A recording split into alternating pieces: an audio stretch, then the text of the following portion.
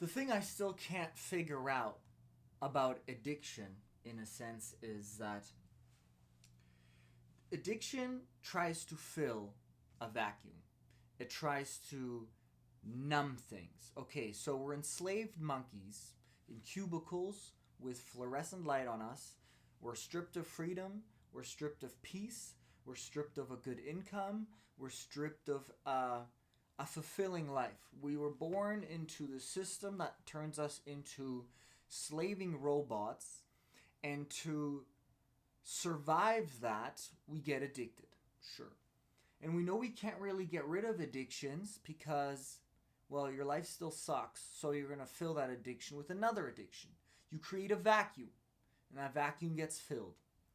So then they say, or I said, and others say, that you fill that vacuum with Jesus Christ. Okay, now you fill that vacuum with Jesus Christ. You read all day, you pray all day, you go to church. Now, I was watching this documentary called Ashley Madison. Ashley Madison is a famous website where married people go on to cheat. It's a very private website. You log in and you cheat with other people who are married. It's sort of like, hey, I'm in a bad marriage, so are you, let's hook up secretly. Well, that documentary was about how the website got hacked, the names got released of the people on the website, and then they all got exposed. And there's a story about this man who was, I believe, a fourth generation pastor. And his wife is Christian. And they're involved in the church. And they probably pray a lot. And in the background, I think they had religious symbols. And she seemed very Christian. So this man, I'm assuming, was a Christian man, fourth generation, wife Christian, Christian community. The vacuum is being filled with the Lord. Now, what makes this man go and cheat on his wife? Is his wife that miserable? I don't know. She seemed quite nice. I'm just judging her off the documentary. Okay, she seemed quite nice. Yes. Is that a reason to cheat? No. Why would this man cheat? Sorry about that. Here, let me close up. The question is, why would the man cheat? He's lonely. Man, that's really distracting me. Let me cut this. Okay. Why would the man cheat?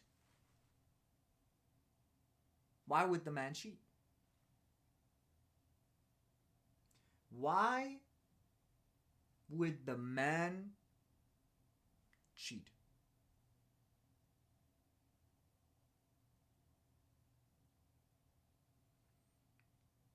Why would the man cheat? So he filled the vacuum with Jesus. He's in a marriage, but he still goes and cheats. What then happened is, after he got exposed, he felt so much shame. Understandable, that's how Satan punishes us, is with shame, depression, negative thoughts, that the man killed himself. He hung himself in his garage. So Satan won that game. He killed a soul because this man couldn't get his life in check, whatever that means. Now I'm wondering, why is the human spirit is willing, but the flesh is weak. Okay. Now we feed the spirit with the Lord, and we still can't get over it. Satan also set up this world in a way that there's triggers and stimulations everywhere. You know, there's naked women in all the advertisements. All Hollywood movies are about sex. There's always some subtle, soft core porn involved. There's always nudity involved. You know, the way they dress their children, the way they dress women nowadays, right? It's called freedom, or I want to feel cute. I get that. But these are triggers. And men struggle with these triggers.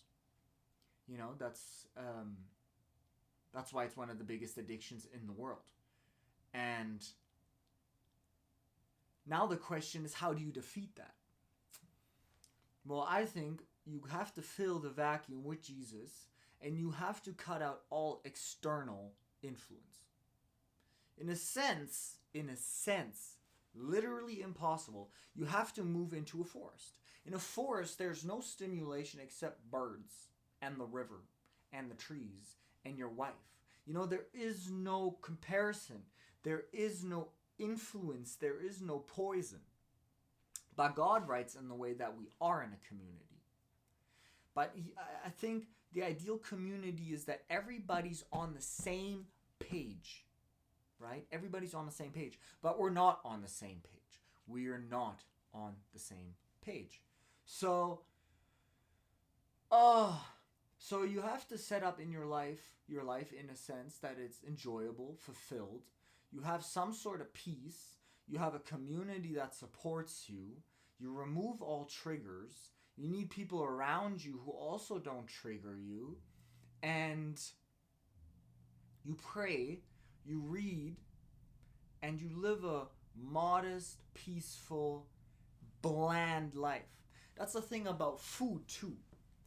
The more bland food is, for longer periods of times you can eat it. The more flavor, the more intense it is, the more you want to rotate and switch things, right? Because it's so intense, it gets boring. It's overwhelming, right? But for me, I try to eat very bland. I'm trying to have a bland life so that my stimulation meter is very low, that I don't need much, right? If you drink 3 Red Bulls a day, the 4th one ain't gonna do much to you. But if you've never had a Red Bull in your life and you drink one, well, you are kicking. If you eat a box of Oreos a day and you have another Oreo, doesn't do much. If you're an African child who's never seen an Oreo in his life and he eats half of one, the kid loses his marbles, right? It's just, the lower you can push that bar of stimulation, the more happy the little things make you. So I try to make my life, in a sense, bland and boring. That's why I'm also reconsidering going to a smaller church without the speakers and the lights and the smoke and the big crowds. A church that is, in a sense, quiet and boring. I eat boring. I try to only use salt, pepper, and paprika and just eat the same meals all the time. Sometimes I eat beef, ground beef, and rice for weeks. Then I eat chicken and rice for weeks. Then I do a season of eggs, boiled, scrambled, sunny side up. That gets boring. Throw some peas in there, in your rice, and then, just like keep your life boring. Because the higher the stimulation, the higher that tolerance, now you crave other things, more food, more intense movies, more flashing lights, more women, bigger women, hotter women. My wife, I don't like her anymore that much. Or, hey, wifey, can we try all these things in the bedroom? Let's spice it up, right? And if you keep that tolerance low, then there's this video of this woman on TikTok. It went viral, and she said, I want my boyfriend to get a boner, to get aroused just by me touching him. And the video went viral because a lot of women agreed, because lots of dudes now have erectile dysfunction. It's because their tolerance is so high to pornography that when they see their girl, she's boring. So there's no stimulation anymore. And it's also funny, I saw a Viagra ad the other day, and it was a 20, 30-year-old dude. That's the target audience for Viagra, is 20 to 30-year-olds, which is crazy. That ad should have a 50-year-old man, maybe 60, I don't know, but not a youngin'. And then she said, I want my guy to get aroused just by me touching him. And one of the top comments from a dude was, well, have fun dating a 16-year-old. The thing about a 16-year-old is his level of stimulation is so low because in his entire life he's never even had the idea, because he's a child, he's never seen a woman, undressed or touched her warmth or kissed her. Like, everything is new territory.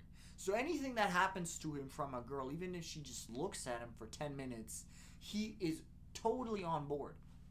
So that's what you have to do with your wife. You need to lower your stimulation so low. Stop the Hollywood movies. Stop the dirty jokes. Stop the dirty songs.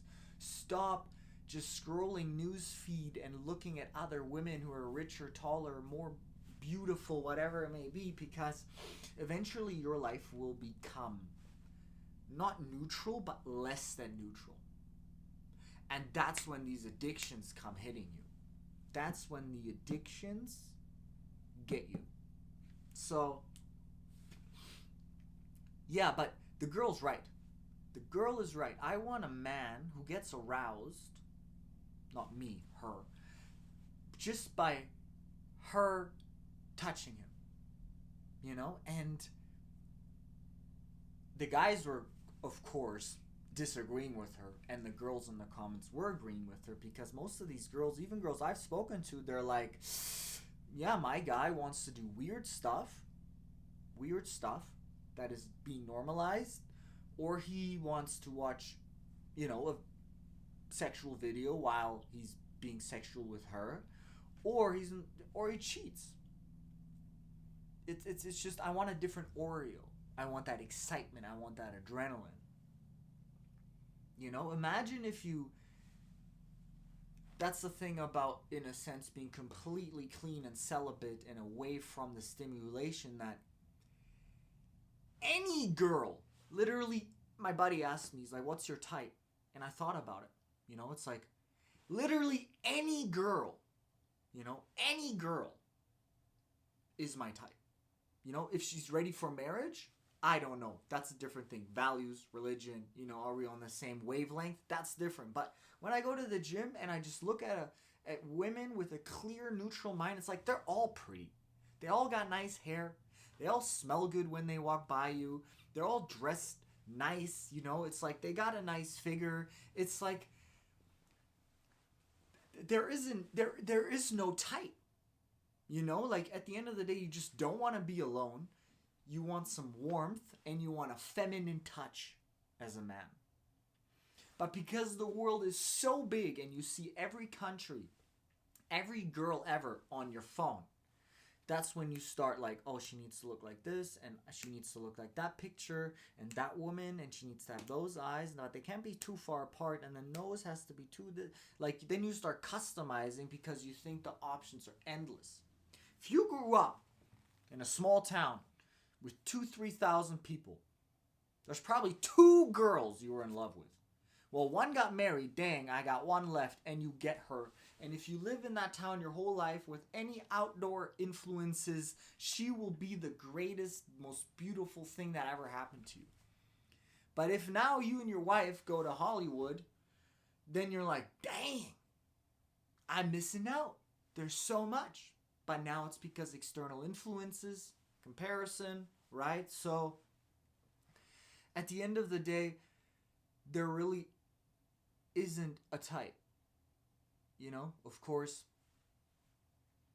don't take this too literal. Of course, there's girls that you probably like more than others, right? I'm not saying that. But at the end of the day, we just don't want to be lonely. We just want somebody. Somebody who gets me. She doesn't have to be this customized person who pleases my sexual desires, right? And that's the thing about sex too. If you see it as a feast, like something really important and special, and build your relationship around that, once this gets dried up, this all dies. But if the relationship is the most important thing, and then you sprinkle love and sexual interest on top of that, well, that's just the cherry on top. That's just awesome. So back to this guy who cheated on his wife, who was a pastor.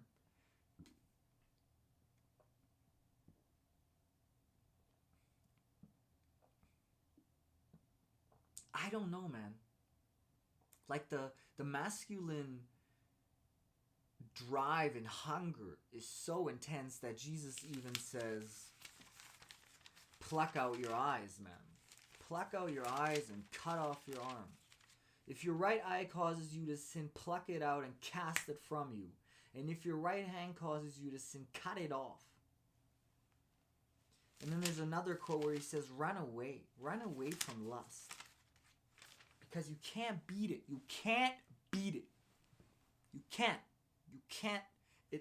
He's literally saying, chop off your arm. Rip out your eyes. Run away. That's how bad it is. But then the modern world just says, well, men just need to have more discipline. Well, girl, do you have discipline? Do you get up at 5 a.m. and hit the gym? Are you a millionaire? Like, where's your discipline at? You know? It's like discipline is hard. And especially when you're fighting against Satan, it doesn't come down to discipline. It comes down to lots of things that we just talked about. And spirit. And there's a war on spirit. So if someone is constantly beating you with a whip, bam, bam, and then you say to the slave, why don't you just escape? Why don't you just get up? Bam! Why don't you just be better? Bam! You know, it's like the guy can't. I'm just literally beating him to death.